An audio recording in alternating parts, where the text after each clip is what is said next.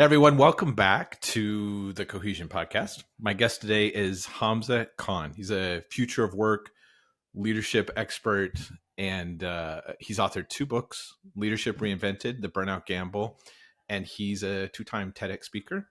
Hamza challenges organizations to rehumanize their workplace in order to achieve inclusive and sustainable growth.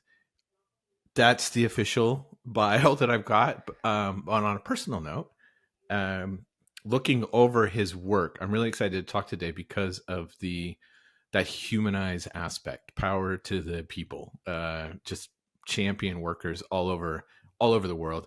So super excited, super blessed to be able to talk to him today. Welcome to the show, Hamza. Shawn, thank you so much for having me, man. I appreciate it. And thank you for the very generous introduction. You've forgotten one descriptor of me in there, one that I share with you, I imagine.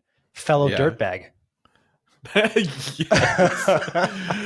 fellow dirtbag. That's a whole. That's a philosophy of life. That's a philosophy of life. Truly. Yeah. I'm shared by many luminary CEOs, creatives, leaders, people in general, this idea of transcendence, this idea of reconnecting with nature and going beyond the self. It's something that I know that you and I subscribe to. It's something that we connected with during the lead up to this podcast. And I know that this is part of a book that I'm reading right now, Creative Doing, or sorry, I got the title wrong. The Creative Act, A Way of Being, very similar to a book written by my boy, Herbert Louis, called Creative Doing.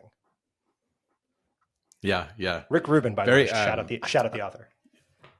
You know what? I'll read any book about creativity. There's The Creative Habit by Twyla Tharp as well. Okay. Just all that stuff that really champions just the creative act. There's a letter. See, already we're off to the races on a side tangent instead of me talking to you about your TED Talks.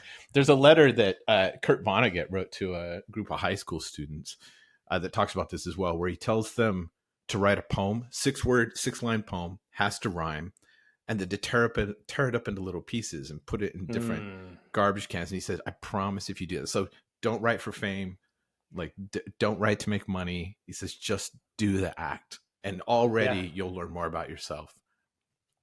Absolutely. You know, in the preparation for this podcast, I like to be super prepared. And so Alexa sent me some questions and I wrote out responses and I made it halfway through and I'm like, no, this is not the right way to prepare for this. I actually have to show up here and just speak from the heart, because I learned this early in my career. In a former life, I was a graphic designer.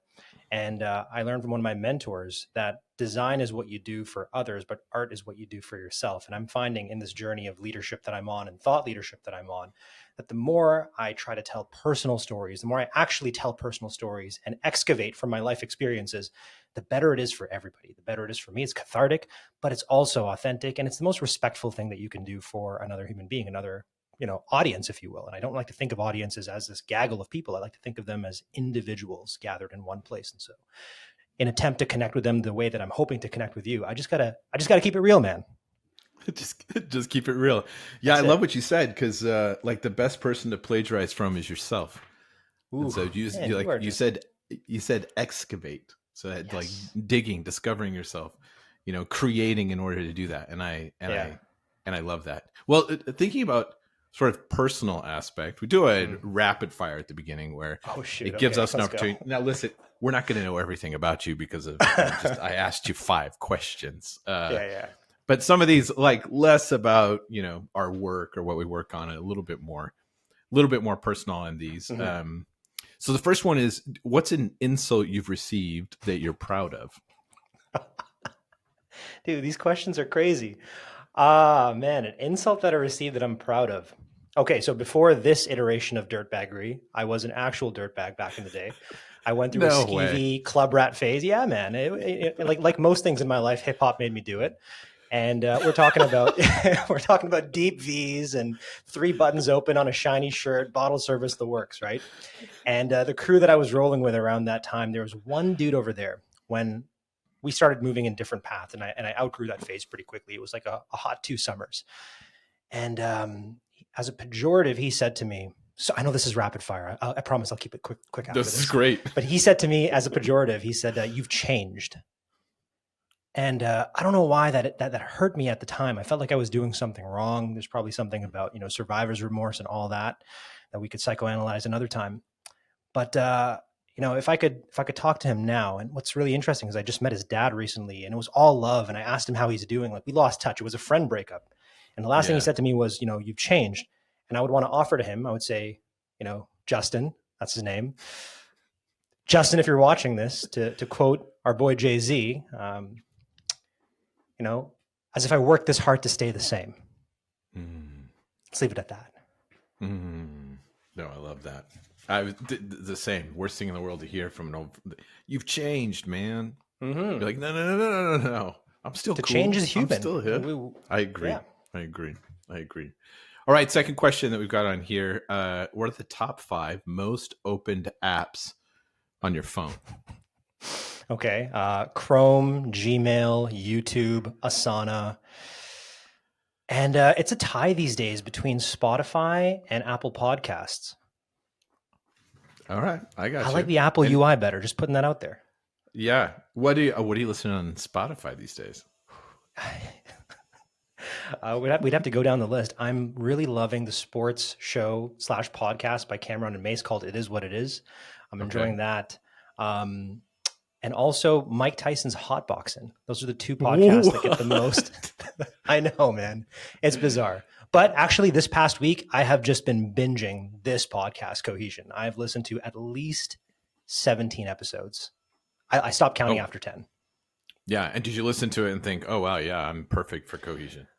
Dude, I had the exact opposite reaction. I was like, oh my goodness, I have wholly underestimated the gravity of this podcast. I was like, this is just a chance for me and Shawn to kick it. I'm like, no, I got to bring my A+ game here. The last episode I listened to was, I believe her last name was Leatherman. And I was like, some really, really freaking smart people on this podcast. I had to meditate this morning. I had to, read chapters of my own book in preparation for this. So I'm as prepared as can be. Well, that answers my next question, but hopefully there's another one. What's the last book that you read? Okay, since I already talked about this one over here, The Creative Act, A Way of Being. Yeah. For the YouTube audience. Another one that I've been enjoying is actually The Pivot Year by Brianna Wiest. I'm not sure how to pronounce her last name. Fascinating book. It's just a series of small essays, almost like poems, that are really helping me to understand how to change this year, how to break free from limiting behaviors, limiting thought patterns, and truly embrace the change that I feel is bubbling up inside me. I love that. Okay, and then what's a common myth about what you do? And your friends, family.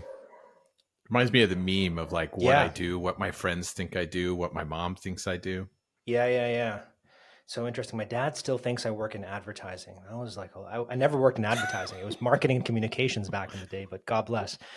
These days, in this permutation of my career, I'm focused on leadership. I'm focused on leadership at all levels. And a common myth, a misunderstanding about leadership is that there's no accepted definition of it. I was recently in Washington and I visited the Library of Congress. Shawn, have you been? I haven't been to the Library of Congress. You got to check it out, man. This hallowed space, Greco-Roman architecture and, statues. It just feels very serious. And it's like, oh my goodness, who were the curators of the space? Because every book here is supposed to represent the paragon of that topic, right? And so I went there and I kind of felt like Oppenheimer in that "Can you hear the music" montage in the movie, where I'm just looking all around in pure awe, and I gravitate towards the leadership section. And there I find this massive book. I'm not sure if you can see it behind me. Maybe you can, but it's called a Bass Handbook of Leadership. It's like 1,000 pages. It's considered the tome of leadership. And sure enough, the page that I crack open, the first thing that I read in this book, which is supposed to be the Bible of leadership, it says that an argument could be made that leadership is an optical illusion. And I was just like, what? No, how? Explain this one to me. And then it reminded me of a quote from Pulitzer Prize winning author James McGregor Burns, considered one of the forefathers of modern leadership and management thinking, who said that leadership is one of the most observed yet least understood phenomena on earth. But with all due respect to Bass and McGregor Burns, a lot has changed since these ideas have been published. Leadership is now measurable. It's observable. There was a journal published last year or 2 years ago in the journal of, a study published in the Journal of Current Biology that laid out perhaps the most elegant, clear definition of leadership. Leadership is the propensity to act first, determined by morphological, physiological, and behavioral traits, like external, internal, and behavioral traits that make somebody more likely to act first in group coordination problems, specifically with regards to resource acquisition. Long story short, summarize that for the audience, first mover advantage. And so in every situation, whether we're talking about art, whether we're talking about organizational leadership, whether we're talking about sports, whoever wants it more, whoever, to borrow a phrase from the world of basketball and football, whoever's got the dog in them, that is essentially leadership. There's no difference to me between creativity, leadership, art, sports. It's all about the propensity to act first. Who's willing to venture beyond the hill and say, I found something, come with me. Yeah. You know, one of the things that I love already, and from talking to you, is that there's not a, I guess, expiration date on good ideas. You know, in looking at your first, or listening to your first TED Talk, I even had that feeling right at the beginning. I was like, oh, this is old. You know, because we're so millennial, right? We're so used to things just moving, and then you see it and go, oh yeah, is this still applicable? But I would argue that this TED Talk, this is the Stop Managing, Start Leading, that's even more relevant today. So walk us through like what you were doing, what led to that TED Talk. What did that history look like, and why that? Why did you address that? And you are, to quote Tyler Durden from Fight Club, you are meeting me at a very interesting point in my life. Where truly, man, I just delivered the third keynote in a row for the Conference Board of Canada. And every time I've done a keynote for them, they've asked me to just be a little bit more unhinged and stretch the audience's thinking. This is a group of human resource and culture decision makers across the country. And this last keynote that I did for them 2 weeks ago was an extension of this TED Talk. So let me just take you back to the years preceding 2015. You know, that saying that people don't quit jobs, they quit bosses. And I can assure you that I never wanted to leave any of the companies I was in. I was all too happy to be there. When I was engaged, I was all in. But I quit bosses. I quit the feeling of being disengaged, of feeling like my voice didn't matter. I quit feeling burnt out. I quit feeling resentful. I quit feeling like I didn't belong. And at least 70% of the variance in employee engagement scores, according to Gallup, rests within the purview of leadership. So leaders actually have the biggest role to play when it comes to attracting, retaining, and engaging employees. But unfortunately, most leaders suck. And I'm saying this as a fellow leader. I think Gallup did a study where they found that only 1 in 10 people possess the requisite physiological, morphological, and behavioral traits necessary to be a leader. Now, if you're a fellow A-type listening to this and watching this, you're thinking, yeah, I was definitely born with it. But man, Shawn, let me tell you, dude, I was not born with the traits that confer leadership. Fortunately, people can be taught how to be leaders, except 60%, according to Career Builder, of leaders never receive any leadership training in their entire life, which is bizarre. And the average age, let me ask you this, Shawn, if you had to guess, what is the average age of a leader's first leadership training? First leadership training? First leadership training. The first time a leader in the workplace receives leadership training. Are they in the military? No, I'm kidding. I don't. 27. Dude, 42, according to Forbes. What? I know, man. It is a miracle society has made it as far as it has, given these numbers. Wow. So most leaders suck, unfortunately, to put it bluntly. Or let me just, I understand that this is the Cohesion podcast, and you know we attract a more sophisticated audience. How about this?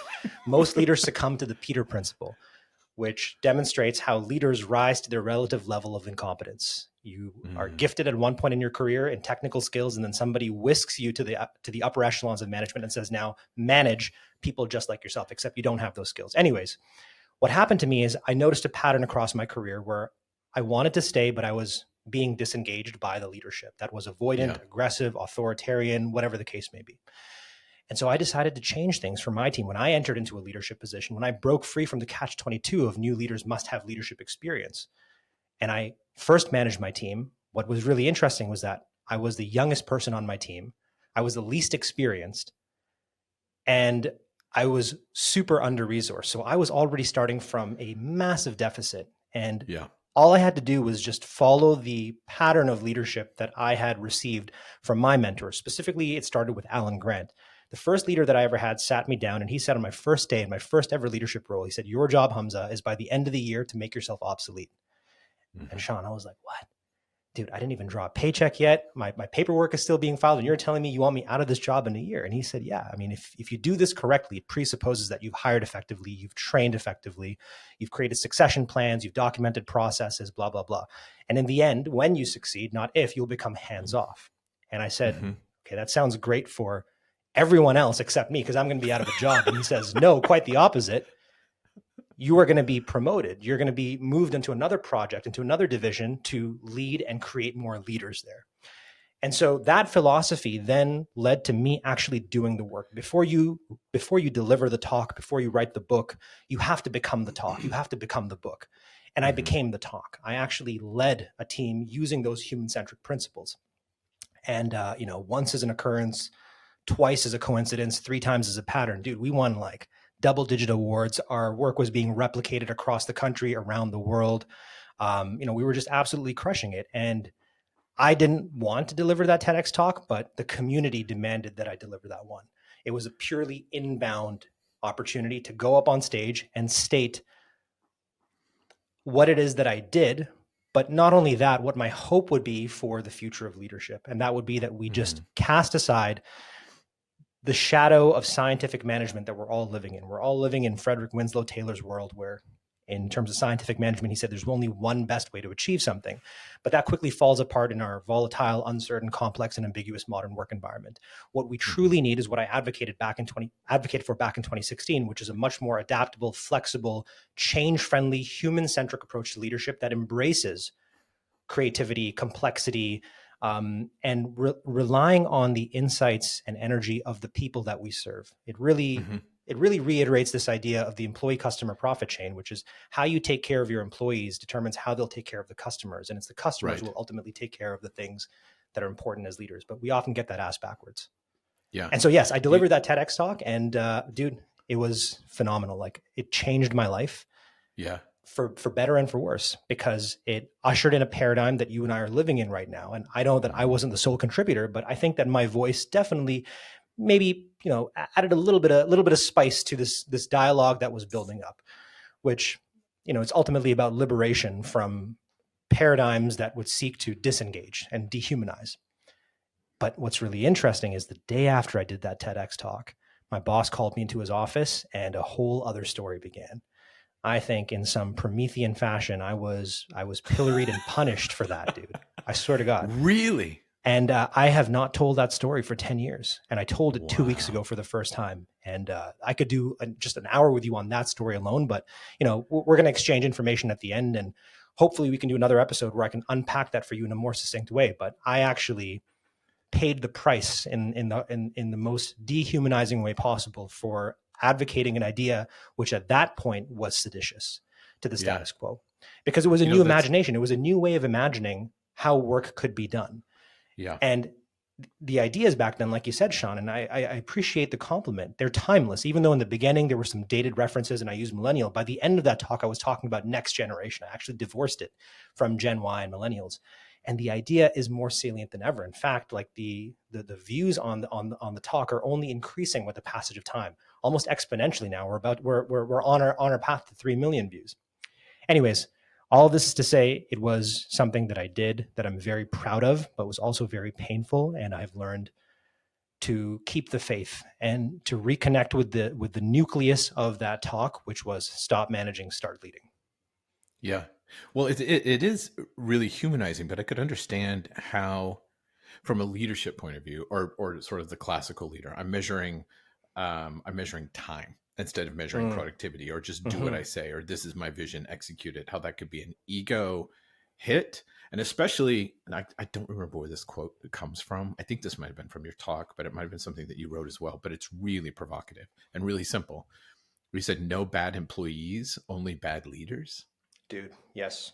That's. I mean, any leader that could see that would immediately be like, "Oh yeah, I'm having a lot of success. I'm a great leader. My employees are really happy." And oftentimes they don't even know, or a leader that's got a whole swarm of employees are like, yeah, they're not doing anything. I need to fire them. I need to get somebody else. To hear something like that, it's, hey, it's your fault. It truly is, man. And the data supports this. What's that one quote from George Bernard Shaw? It said, the single biggest problem with communication is the illusion that it has taken place. And there was a couple of episodes that I was listening to back, and there was one, I can't remember the name, but she was talking about three dimensions, like me, we, and the world, I believe. Previous episode of the podcast, which are the foundations of transcendental leadership. So in his later writings, Abraham Maslow talked about this idea called the concept of theory Z. So in my TEDx talk, I talked about the theory X style of management, which is top down. Theory Y is bottom up. Yep. Theory Z is transcendence. I mean, it is dirtbaggery distilled. It is basically like, get out of yourself. You don't matter. Like true service is about the world and about systems. And man, I'm losing my train of thought because I want to go in so many different directions here. Oh no! But let's bring it back. Because I just well, I went to like the Haymarket affair and all that. Well, that's actually what I want to okay, sure, man. mention. You and I previously had talked about this, and you posted about this book that you were reading on social media, the Haymarket affair. Now, first, can you describe what it was and what happened, and then second, how is that relevant? Now, we're talking about things that are timeless for sure, but how is that relevant now? Because that at the time was related to still being a cog in the machine, but 8-hour workday type of thing. And we're in a different place now. So what was it, and how does that apply to where we are now in your mind? Yeah. I'm such a sucker. Like I'm a sucker for conspiracy theories, man. I truly, like it's one of my hobbies. One of my pastimes is just going deep and just exploring the depth of each of these rabbit holes, whether we're talking about flat Earth or talking about how Kubrick died and all of that. And most of them are just purely for comedic purposes for me, but there's always like a kernel of truth in all of them. But there's something that appeared to me at first to be a conspiracy theory, which as you go further down and unravel this, it culminates into I think the onus is on people to prove that it's not a conspiracy theory. Other way around. Sorry, the onus is on people the onus on people would be to prove that this is a conspiracy theory. When in fact it's very well documented. I've got books behind me called "Gangsters of Capitalism," "Death in the Haymarket." I mean, there was even a movie that they made about this recently that starred Robert De Niro. I can't remember it, but it was about him as General Smedley Butler. Anyways, I don't want to get too distracted in the weeds over there. What the Haymarket affair was a protest that took place in, I think, 1886 or 1887, in which workers were protesting for better working conditions. So 1886, that's like 2 human beings ago. And what they were advocating for was a 12-hour workday. Can you believe that? They were dude, I know. They were protesting the reduction of the workday from 16 hours to 12 hours. Right? Wow.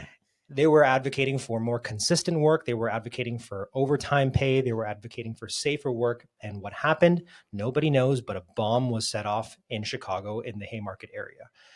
Now, you could look at this one of two ways. You could say, did the protesters set off the bomb? Okay, that's a possibility. Or did the government, working with police, media, and the status quo establishment, set off the bomb?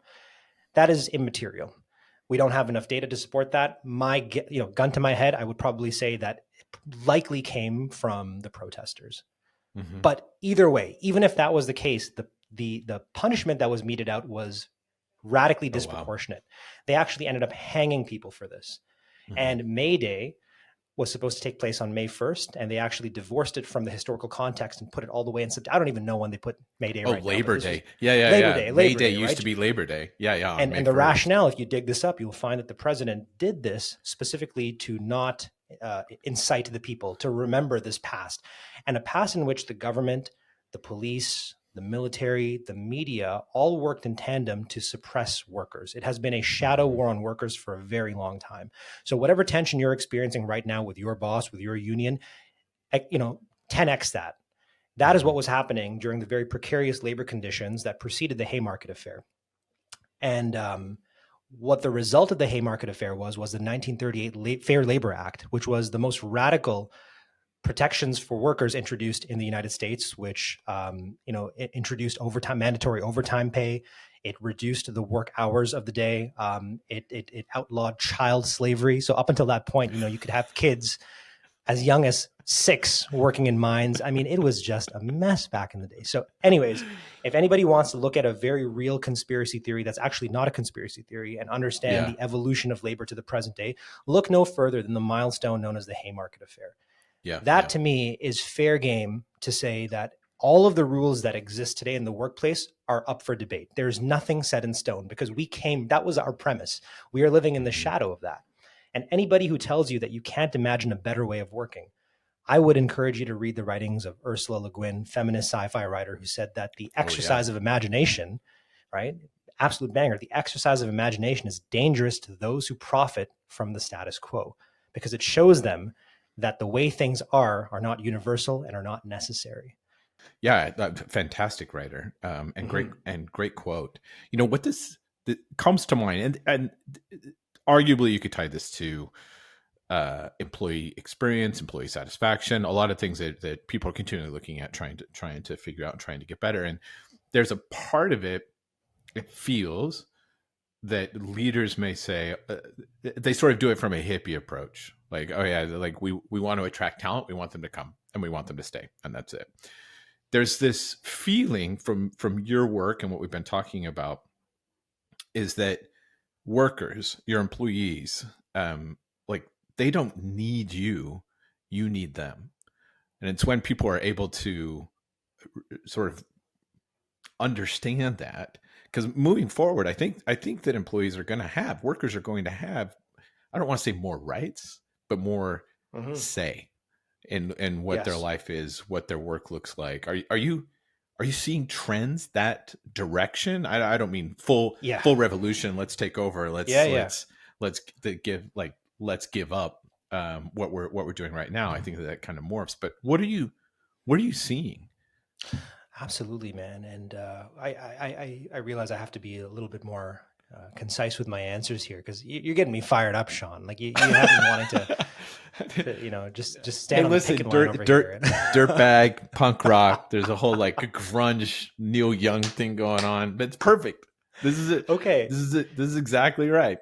Look, I will synthesize my answer and say that we have only been moving in the direction of more worker rights, more freedom, more ownership, more well-being. I would go as far as saying that the way work is playing out today is fundamentally broken.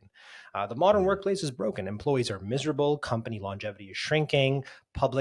The public has lost faith in its leaders and all institutions to address society's pressing problems. And we've been moving in this direction for a very long time, since at least the beginning of the first industrial revolution, which insisted on the mechanization of work, bringing everyone into a factory context to get one thing done, to be cogs in a machine. And this was the genesis of scientific management. This is when Henry Ford worked with Frederick Winslow Taylor to advance the idea of one best way. But like I said at the beginning of the podcast, that quickly falls apart in this modern VUCA world work environment. So we went from, let's not even go past the first industrial revolution, because that will take us all the way back to slavery. And that's a whole other podcast. But in the beginning, we were talking about 16-hour workdays, precarious working conditions. People were unsafe. People were dying at work. It was just a nightmare. And what has been happening gradually is we've moved from 16 to 14 to 12 to 8. Now we're talking about the 4-day work week. And I think if you were to extrapolate this conversation to its logical conclusion, you would end up with a post-work vision. Imagine a world without work, the no-day work week.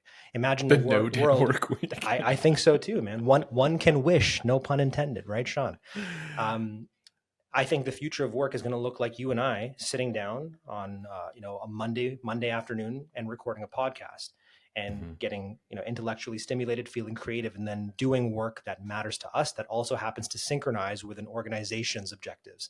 But we'll be doing this divorced from the fear that is currently inherent in the world of work, that would have people make decisions against their best interests, that would put them in situations where they're likely to burn out and likely to experience disengagement that could be fatal in some cases. Yes, we are moving in this direction, but there is a very clear obstacle that I see. And this actually reminds me of the train of thought that I veered off from a couple of questions ago.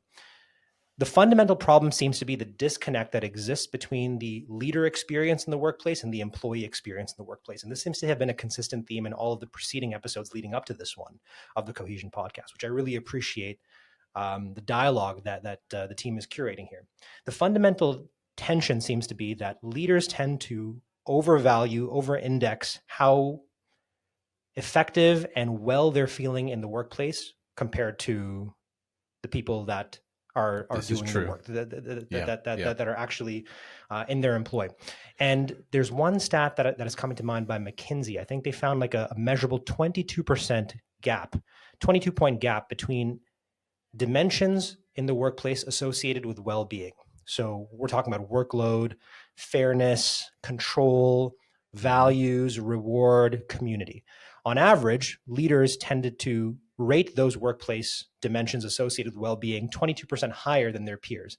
And this data is also substantiated by Microsoft and Edelman. They do this work trend index every single year, and they find that this disconnect is growing between employees. The most stark one actually came this year. And I think the numbers I'm going to get wrong, but I think I'm in the general ballpark. Mm-hmm. I think that 85% of employees believe that they're more productive working from home. I think it's even higher than that. And only 15 or 20% of their leaders actually agree with that. That to me is just showing a very stark chasm that exists between, the leaders and their employees. And, you can use that dichotomy and extrapolate that to other relationships that, if you were to say them out loud, would actually make your blood boil. Yeah. So we actually have to just close this gap that exists between people. That's really we actually have to synchronize. How do we close it? So me thinking about it based off of everything we've been doing, we've got a lot of TED Talks, a lot of books, a lot of Brene Browns that are out there and trying to help this and close this gap. And we've been investing so much of it as I don't even want to say one company, but just at least throughout the Western world, you've got diversity and inclusion initiatives. You've got people looking at well-being. You've got people talking about work-life balance. Let's do meditation. We're going to do yoga on Zoom. We've got all these things, but the gap has gotten bigger. Yeah. And what we're seeing. So how do we close that gap? How do we begin to narrow that gap if obviously throwing money at it or being hilarious about things isn't doing it? Right. Okay. Yes. Let's look at the very specific data, right? So Gartner publishes the survey, a survey of CEOs every year, and the last one that they did was approximately 3,200 CEOs across 28 countries, and they asked them to rank order their priorities. And there was 9 priorities or 9 themes that emerged, and the first one was driving growth. The second one was something like greater operational efficiencies. The third one was like productivity, then digitization. Anyways, you go 1, 2, 3, 4, 5. Right. And at the 6th one is when you finally see the first instance of anything that is explicitly about employee engagement and well-being. So therein lies the rub. That to me is the problem. That shows that at the highest levels of the organization, when the first movers, the people that are trying to run over the hill and take the organization with them, they're not even thinking about human beings as the first priority. They're an afterthought. When we know, when people like Shawn and myself and all the guests that have preceded this episode know that if you invest in employee engagement and well-being, then that turns all of the other outcomes, it turns all the other priorities into guaranteed outcomes. So that's where the work needs to be done. We actually have to change the hearts and the minds of the most senior leaders in the organization. And I actually want to go back to a couple of episodes. I remember the name now. Her name was Nella, I believe. Okay. And Nella talked about leadership of self, leadership of others, and leadership of organizations.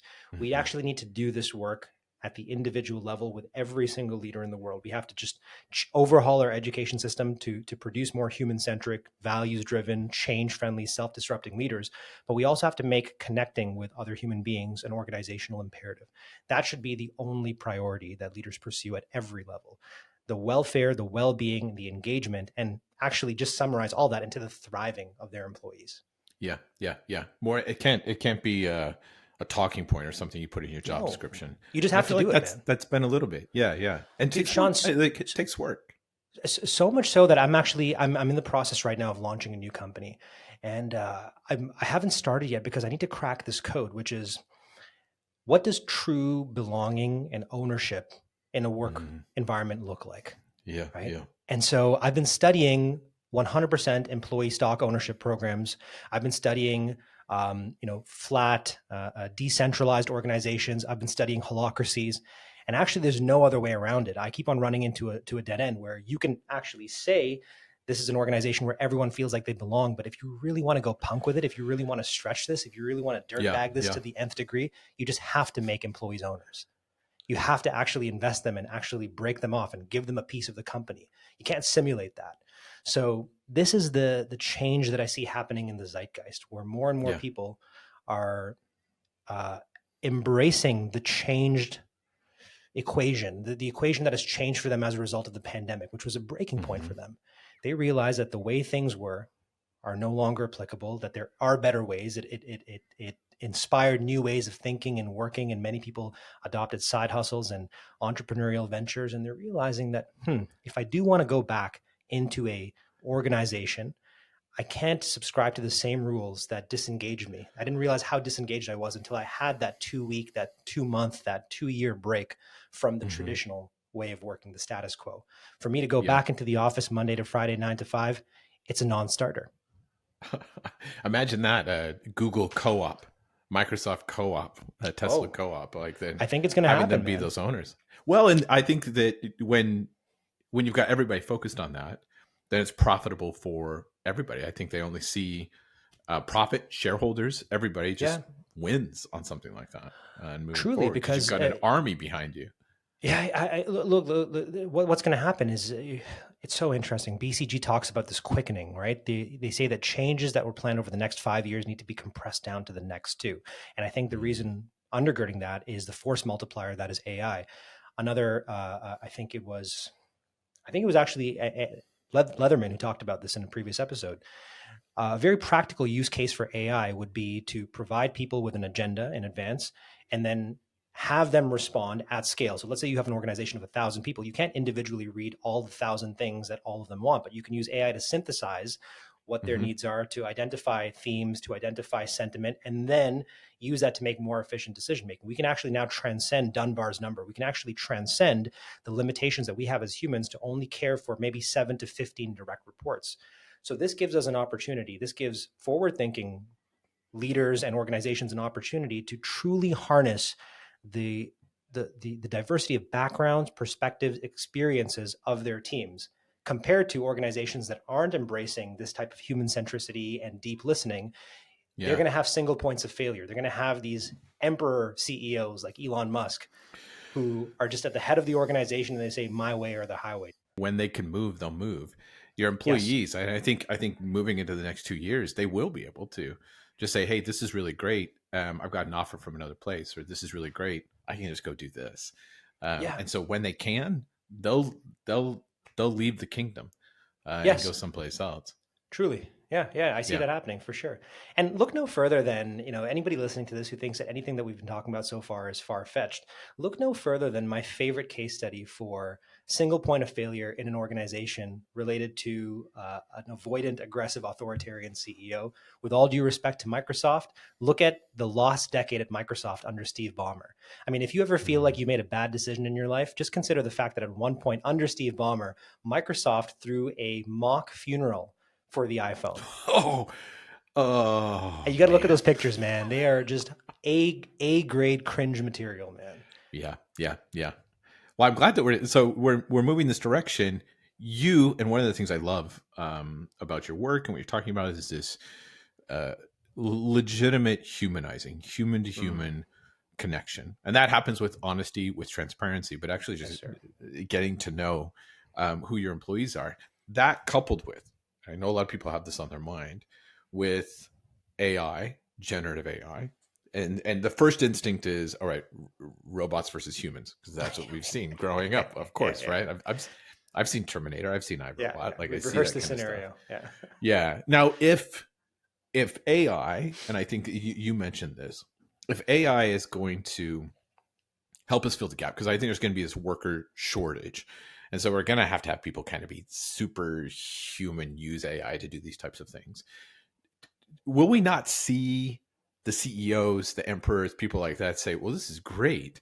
You're now doing twice the amount of work using I want you to do 4 times the amount of work. Like, will we just fall back into that trap where I won't be able to go trail running at 2 p.m. in the afternoon Yeah. because my boss will be like, wow, you're really killing it. Can you Yeah. do quadruple the amount of work now? Dude, Shawn, I love that you used emperor. Let's hope that our clients and our bosses don't hear this episode and realize that we are like dirtbag Hey, punk listen, I love my emperor. activists. Yeah. I'm gonna head out to Yosemite and just rock climb for the rest of my life and eat I cat love it, food. man. Yeah, I yeah, love yeah. it, dude. And by the way, for the listeners and viewers, Shawn just got married, by the way. I should just point this out. Yeah. This is amazing, man. What a contrast of life experiences to go from just this beautiful celebration of love and coming together with your partner to now just like trying to incite the masses here. That's Very right. Let's organize. let's organize. I often think of this conundrum, this dilemma, if you will, that we exist here in the USA in a representative democracy, but for most of our lives, especially if we're engaged in productive labor, we likely are operating within mini monarchies. And so I think that the analogy of an emperor is apt here. So the question is, what is likely to be the CEO response to gains in efficiency caused by AI? Is that the question? Am I understanding that correctly? Yeah. What do you think? Because it's almost like I'm trying to make you more pessimistic. You are so optimistic about the future, which I love, and faith in humanity, faith in the direction we're going, even in our leaders. I guess what I'm doing is just like, what's the other side of that, and are you worried about that side of it? Yeah, dude. I'm not optimistic that the current crop of leaders will make the most human-centric decision. And this is evidenced by the fact that, just as recently as a year ago, 2 years ago, you had Amazon drivers that were complaining about being micromanaged by AI, micromanaged by Amazon systems to the extent where they had to urinate and defecate in their cars to make their timelines work. And same is true for Uber drivers and whatnot too. And so I think that there are some leaders out there, and I truly believe that Amazon has the right intentions and Uber has the right intentions. Most leaders are actually just trying to do the right thing. They're trying to serve their people. They're trying to create better work environments. But what happens is that perception gap increases over time. And so what happens in that perception gap is you have these margins and you have these cracks and people are falling through them. Now, of the mustache twirling, Machiavellian, narcissistic, psychopathic leaders that are out there right now, they're probably looking at humans as resources and they're thinking, man, it would be so great if we could just replace them with machines. And I truly believe that there are some divisions, some departments within organizations like Amazon, like Uber, that just can't wait. I mean, people for them are placeholders for these tireless, cheap alternatives, machines, robots, algorithms, so on and so forth. What needs to happen, though, is conversations like the one that you and I are having right now, Shawn, where we're talking about the common good. We're talking about serving humanity. We're talking about ushering in a pro-social, regenerative, inclusive post-work world, utopia, if you will. And let's strive for that. I mean, we're going to fall short of it. I think total utopia is just a mask over dystopia, but where we're at right now, I would say it's closer to dystopia than utopia. And we can back up these numbers. I was going to say 6 ways to Sunday, 7 ways to Sunday. I don't know. 7 ways to Sunday. 7 ways to Sunday. Ways to Sunday. Yeah. I'm getting caught up in the semantics right now. What needs to happen is a conversation about how to offset the gains in efficiency through things like UBI and better social support that would minimize suffering. That's all I'm asking for. I'm not asking for utopia here. I'm asking to just help people in the margins, falling through the cracks, to transcend poverty, to transcend ignorance, and to transcend vulnerability. Lord knows there is enough resources and goodwill to pull this off, but it's going to require this consciousness elevation that I think you and I are contributing to in our small way. And I think now is the time. It's not going to happen tomorrow. It's not going to happen a year from now. It has to happen right now. Like we just can't play small ball anymore. We just have to say the thing out loud. And the thing that needs to be said out loud is, hey, leaders, please put your people first. Yeah. Well, I think that, if fingers crossed that happens like over time on its own. I think a lot of them, their hands are going to be forced just based off of the people that are available in the labor market. Like we're going to see, when servant leadership was talked about a lot more, it's sort of turning turning leadership on its head, creating not a top down or a bottom up, but sort of you're managing your employees like they're volunteers. Right. They could walk at any time. It Yeah. looks like we may be heading into that type of a reality where these ideas become really important, that it's not just a talking point, that I need to engage, that I need to be transparent, that I need to listen. And all of those types of things give dignity and worth, and remind people or leaders that people are an ends, right? Not a means. So well, and I'm quoting you. I love it. You're like, wow, that's absolutely right. But that's what I love about your work and what you've been talking about. So you, I guess, in kind of wrapping up, Sure. I know you said you're pessimistic about where we are right now. There's not a lot of hope in the existing. That sounds horrible. There's not a lot of hope in the existing leaders out there, but I bet they do want to do the right thing, and we may see this evolution over time. But I find in a lot of your work, and I mentioned this previously, a lot of hope and faith in humanity and Amen. sort of where we're going. What makes you hopeful? I mean, I know a lot of like white collar workers, especially. We've got a lot of people worried about AI. We've got a lot of people worried just about the world in general. We've got wars and rumors of wars, and the environment's being not happy about what's going on. What gives you hope and faith in humanity moving forward? Dude, I wish I could drop this mic, but like it's actually fixed to an arm over here. I've been waiting to answer this question for a very long time. I am actually not pessimistic when it comes to the future of work and the future of humanity. I'm just pessimistic about the current crop of senior leaders.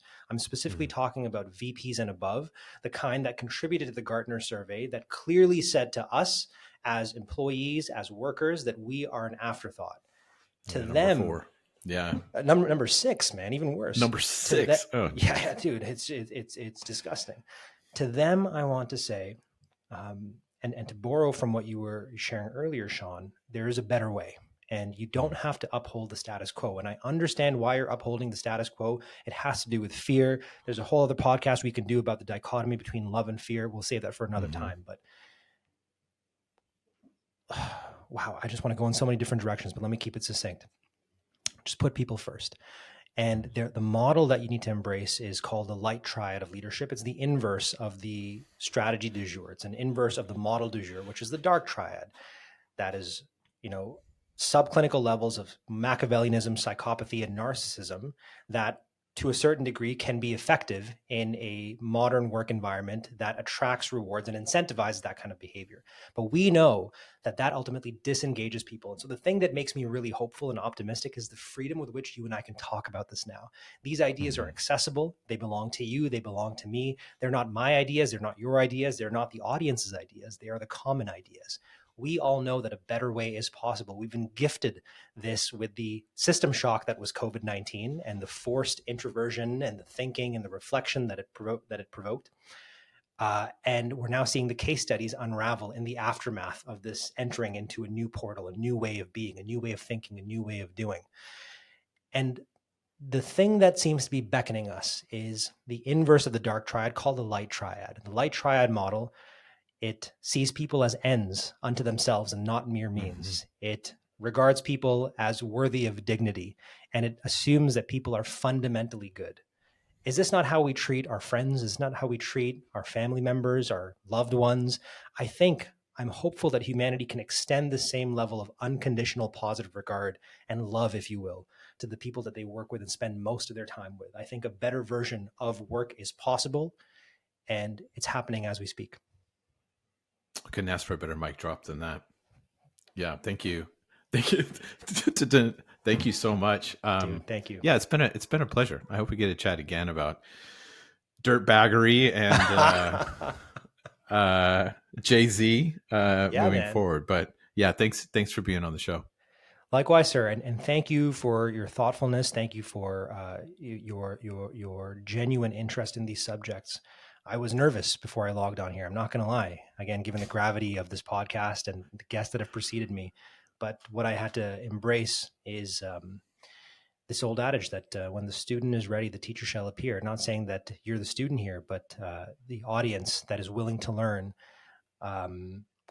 they have been primed by Simpler and primed by Cohesion to receive these ideas as unhinged as they were. They might not make sense right now. A lot of my ideas didn't make sense when I delivered the TEDx talk back in 2016, but I promise you there's nothing I believe in more than the ideas that we exchanged in this podcast. So thank you for being an excellent host, sir, and for excavating these insights and ideas from me. Much appreciated. Right on. Thanks, Hamza.